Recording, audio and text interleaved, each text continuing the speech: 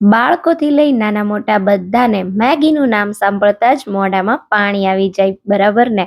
હવે મેગી તો તમે 100 વાર બનાવી હશે, પણ આજે એવી મેગીની રેસિપી તમને બતાવું છું જે બનાવવામાં એકદમ સહેલી અને સ્વાદમાં છે જોરદાર. એકવાર આ મેગીનો સ્વાદ ચાખી લીધો ને તો મારી ગેરંટી છે કે વારંવાર બનાવશો. એકદમ યુનિક સ્ટાઇલની આ મેગી એકવાર જરૂરથી ટ્રાય કરવા જેવી છે.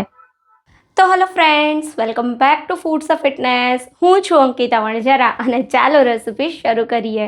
તો હવે સૌથી પહેલા એકદમ સ્ટ્રીટ સ્ટાઇલ તીખી અને ચટપટી નવી રીતે મેગી બનાવવા માટે આપણે એક પેનમાં લેવાનું છે 2 ગ્લાસ જેટલું પાણી. પાણીને આપણે સારી રીતે ગરમ થવા દેશું. એકવાર આ રીતે પાણી સરસ ઉકળવા માંડે એટલે એની અંદર 2 પેકેટ આપણે મેગી નૂડલ્સ ઉમેરી દઈશું અને હાઈ ફ્લેમ પર 2 મિનિટ માટે મેગીને બિલકુલ નહીં ચલાવીએ.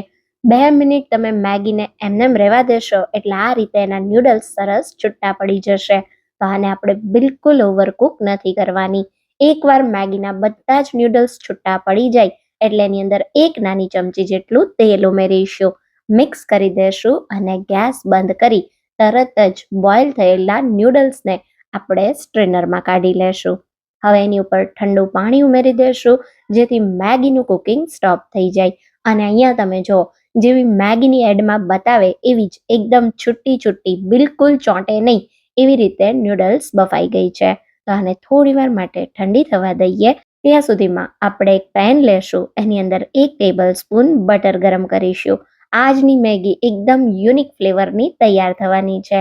તો શું કરવાનું છે, બટર એકવાર ગરમ થાય એટલે એમાં 1 ટેબલ સ્પૂન જેટલું આપણે બારીક ચોપ કરેલું લસણ ઉમેરી દઈશું. અત્યારે ગેસને એકદમ ધીમો કરી દેવાનો છે અને લસણની કળીનો કલર સહેજ ગુલાબી જેવો થાય ત્યાં સુધી એને થવા દેશું. લગભગ 15 થી 20 સેકન્ડ જેવું તમે લસણને થવા દેશો એટલે આ રીતે તમે જુઓ હલકો લસણનો કલર બદલાઈ ગયો છે. આ સ્ટેજ સુધી તમારે આમાં બીજી કોઈ જ વસ્તુ નથી ઉમેરવાની. લસણનો કલર એકવાર થોડો બદલાય એટલે 1 ટેબલ સ્પૂન સફેદ તલ ઉમેરીશું. જોરદાર ટેસ્ટ આવશે. સાથે 1 ટીસ્પૂન જેટલા ચીલી ફ્લેક્સ, 1 ટેબલ સ્પૂન જેટલી શેઝવાન ચટણી, 1 ટેબલ સ્પૂન કશ્મીરી લાલ મરચું પાવડર. તો અહીંયા ખાસ કશ્મીરી લાલ મરચું પાવડર વાપરવાનું જેથી મેગીનો કલર એકદમ સરસ આવે.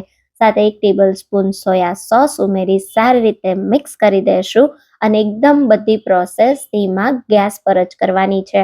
એકવાર આપણો વઘાર સરસ મિક્સ થાય એટલે એની અંદર બોઇલ કરેલા નૂડલ્સ ઉમેરી દેશું, સારી રીતે મિક્સ કરી દેશું. આ રીતે જો પેનને ટોસ કરી અને મિક્સ કરતા ના આવડે તો સિમ્પલ તમારે કોઈ એકદમ હળવા સ્પેચ્યુલા સાથે એકદમ સારી રીતે નૂડલ્સ તૂટે નહીં એ રીતે વઘારને મેગી સાથે મિક્સ કરી દેવાનો.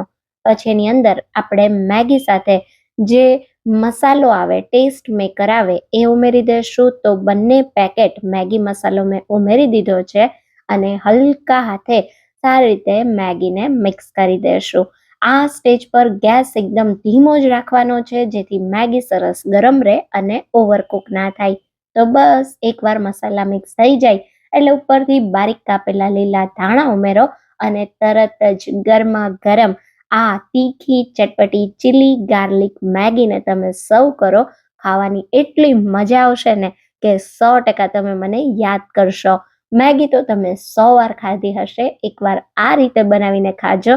એટલી બધી મજા આવશે ને કે મેગી તમે હંમેશા આ જ રીતે બનાવશો. તો રેસિપી કેવી લાગી એ કમેન્ટમાં જરૂરથી કહેજો. રેસિપી ગમી હોય તો વિડીયોને લાઈક અને શેર કરજો. ફરી મળીશું એક નવા વિડીયો સાથે. ત્યાં સુધી થેન્ક યુ ફોર વોચિંગ.